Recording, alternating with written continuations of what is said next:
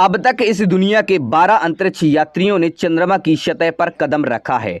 1972 में नासा के Apollo 17 mission के दौरान यूजीन शेरनन चंद्रमा की सतह पर अपने कदमों की छाप छोड़ने वाले आखिरी अंतरिक्ष यात्री थे।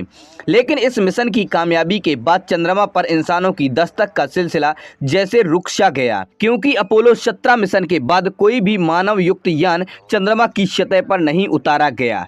तब से अब तक इन 50 सालों में कोई भी अंतरिक्ष यात्री चंद्रमा पर नहीं गया है।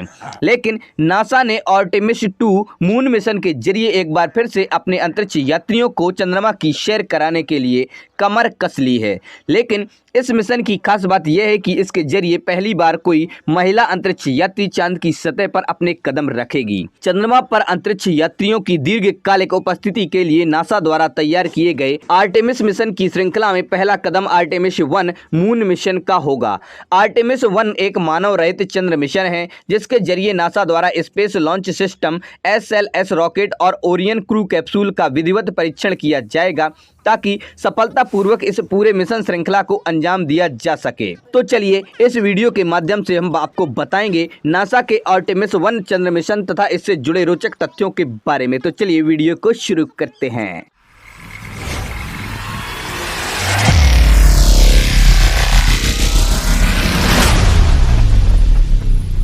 आर्टेमिस 1 मिशन नासा द्वारा लगभग 5 दशक के बाद किया जाना है। यह मिशन मनुष्य को चंद्रमा की यात्रा करवा कर वापस धरती पर लाने की दिशा में एक महत्वपूर्ण प्रयास होगा। यह यात्रा ओरियन क्रू कैप्सूल और स्पेस लॉन्च सिस्टम के लिए एक महत्वपूर्ण यात्रा होने वाली है। यह अंतरिक्ष यान जब चांद पर पहुंचेगा तो कुछ छोटे सैटेलाइट को उसकी कक्षा में छोड़ेगा और स्वयं कक्षा में ही स्थापित हो जाएगा। नासा के आर्टेमिस 1 मिशन का उद्देश्य ऑपरेशनल ट्रेनिंग प्राप्त करना और चांद के आसपास अंतरिक्ष यात्री कैसा महसूस करते हैं या किस तरह के हालात हैं, इसकी जांच करना है।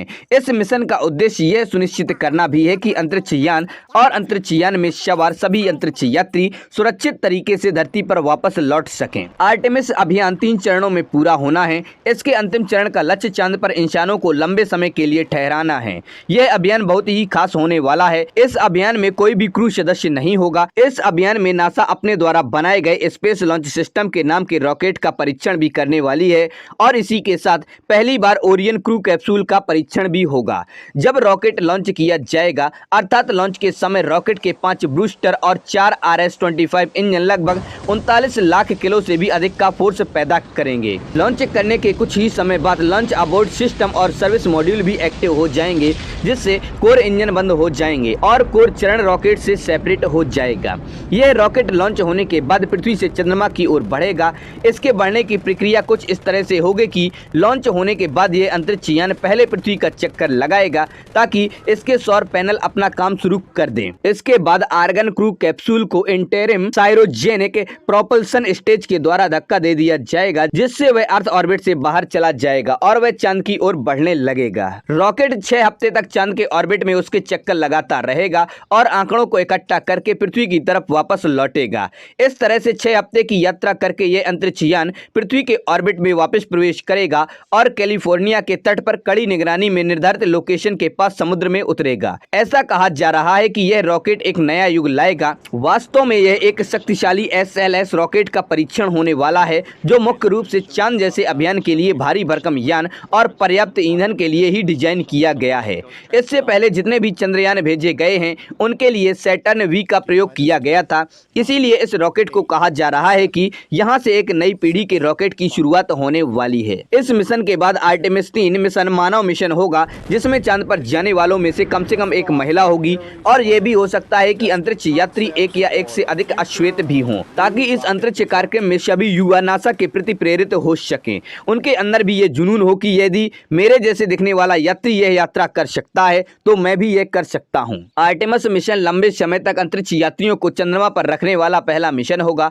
हालांकि इससे पहले जितने भी मून मिशन को अंजाम दिया गया गया है उस दौरान अंतरिक्ष यात्रियों ने केवल कुछ घंटे ही चंद्रमा पर बिताए हैं। आर्टेमिस मिशन इसलिए भी खास है क्योंकि इसके जरिए पहली बार कोई महिला अंतरिक्ष यात्री चंद्रमा की सतह पर कदम रखेगी। आर्टेमिस मिशन एक तरह की मिशन श्रृंखला है जिसमें पहली कड़ी आर्टेमिस 1 मिशन है। इस मिशन को 3 चरणों में अंजाम दिया जाएगा। इस मिशन के जरिए अंतरिक्ष यात्रियों को लंबे समय तक टिकने के लिए लूनर बेस बनाया जाएगा ताकि चंद्रमा पर आकर अंतरिक्ष यात्री बारीकी से अध्ययन कर सकें। आर्टेमिस मिशन के जरिए नासा द्वारा भेजे गए अंतरिक्ष यात्रियों के जरिए चंद्रमा की माइनिंग भी की जाएगी। चंद्रमा की सतह पर सिलिकॉन, प्लेटिनम और टाइटेनियम जैसे बेशकीमती खनिज उपलब्ध हैं जिनकी माइनिंग की जाएगी। इस मिशन के जरिए तकरीबन 50 साल बाद कोई अंतरिक्ष यात्री चंद्रमा की सतह पर कदम रखेगा क्योंकि इससे पहले 1972 में अपोलो 17 अंतरिक्ष यान से यूजीन सेरेनन चंद्रमा पर आखिरी बार अपने कदमों की छाप छोड़ी थी। अमेरिका की एक रिपोर्ट के मुताबिक इस पूरे मिशन को अंजाम देने में तकरीबन $93 बिलियन का खर्च आएगा जिसकी कीमत भारतीय रुपए में 7434 अरब रुपए होगी। आर्टेमिस मिशन की श्रृंखला में पहला मिशन आर्टेमिस 1 मून मिशन होगा जो मानव रहित होगा। इस श्रृंखला का दूसरा मिशन आर्टेमिस 2 होगा जिसके जरिए अंतरिक्ष यात्री चंद्रमा की कक्षा में तो जाएंगे लेकिन वहां उतरेंगे नहीं, वह अंतरिक्ष यान की कक्षा में रहकर ही चंद्रमा का अध्ययन करेंगे। इस श्रृंखला की सबसे आखिरी कड़ी आर्टेमिस 3 मून मिशन की होगी। इस मून मिशन के जरिए पहली बार कोई महिला अंतरिक्ष यात्री चंद्रमा पर कदम रखेगी। तो दोस्तों आप लोगों को ये वीडियो कैसा लगा? पसंद आया तो इसे लाइक करें और अपने दोस्तों के साथ शेयर करें। हमारे चैनल पर पहली बार आए हैं तो हमारे चैनल फैक्ट क्रिएटर जी को सब्सक्राइब करें और बेल आइकन भी दबा दें।